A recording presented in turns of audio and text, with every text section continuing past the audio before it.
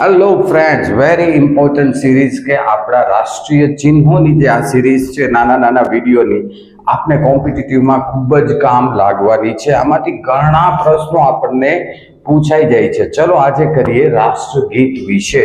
રાષ્ટ્રગીત છે વંદે માતરમ, જ્યારે કે આપણું રાષ્ટ્રગાન હતું જન ગણ મન.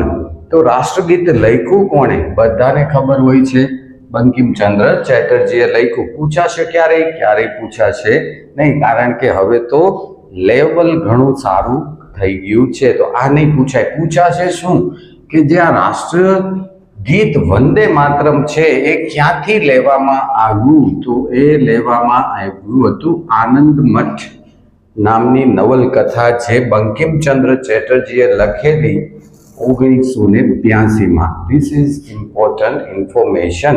તમને પૂછશે રાષ્ટ્રગીત ક્યાંથી લેવામાં આવેલું હતું.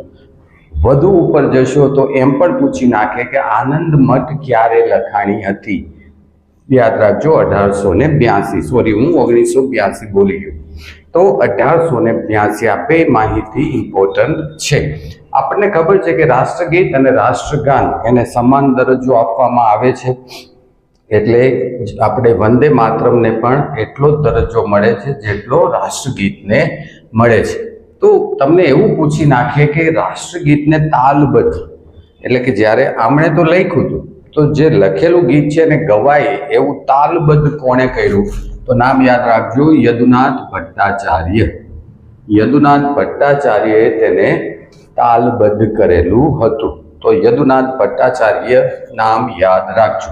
14-15 ઓગસ્ટ 1947ની મધ્યરાત્રિએ, કારણ કે આપણને ખબર છે કે આપણને રાતના 12 વાગે આઝાદી મળેલી, તો 14 ઓગસ્ટ 15 ઓગસ્ટની મધ્યરાત્રિએ S.M. સુબ્બુલક્ષ્મી, આખું નામ તમારે જાણવું હોય તો મદુરાઈ સન્મુખવાડિયા સુબ્બુલક્ષ્મી દ્વારા કેન્દ્રીય સચિવાલયમાં રાષ્ટ્રગીત ગાવામાં આવેલું હતું. આ માહિતી પણ ઇમ્પોર્ટન્ટ છે કે 15મી ઓગસ્ટ રાત્રે કોણે કેન્દ્રીય સચિવાલયમાં રાષ્ટ્રગીત ગાયું? તો M.S. સુબ્બુલક્ષ્મી. ખાસ યાદ રાખજો.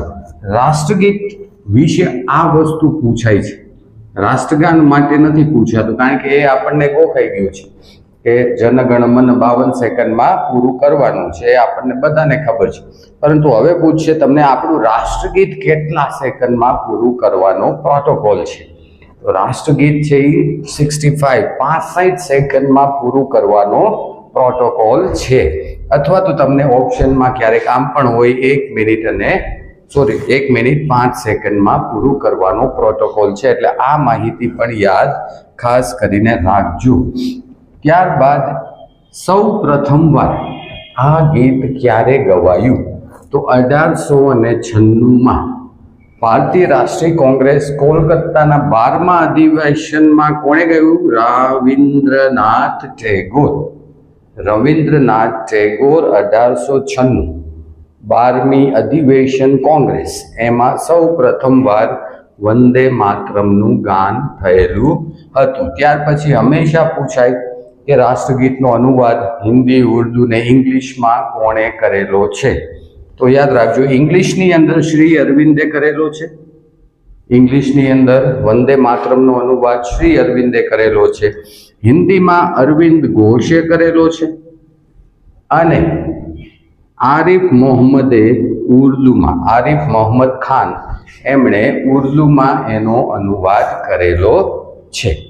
તો હિન્દી, ઇંગ્લિશ, ઉર્દુ અનુવાદ હંમેશા યાદ રાખવા જેવા ટોપિક છે.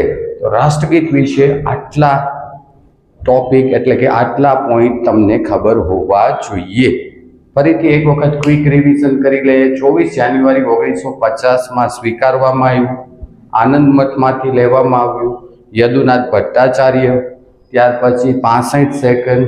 ત્યાર પછી 1896 રવિન્દ્રનાથ ટેગોર. અને આ નામ પણ યાદ રાખજો.